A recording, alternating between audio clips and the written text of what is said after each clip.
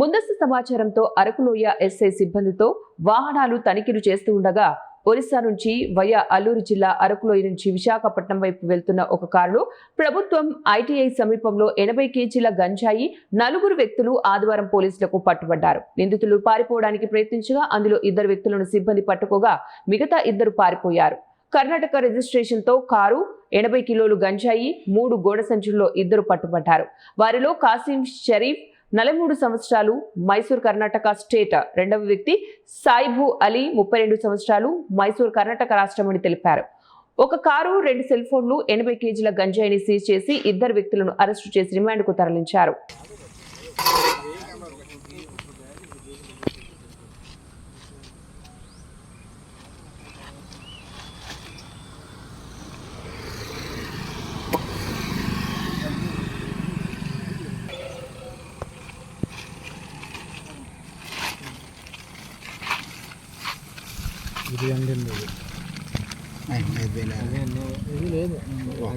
పొలంలో పండిందని దాంట్లో నంబర్ 1 క్వాలిటీ ఇదా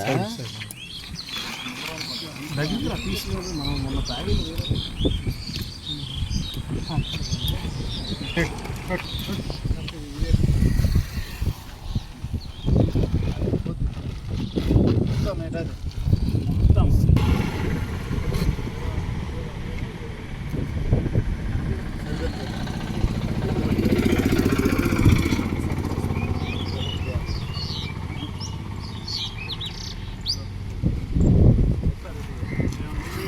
ఉన్నాయి అడుగు. मोबाइल बॉन्ड्स डबल पर्स की कहाँ बताओ।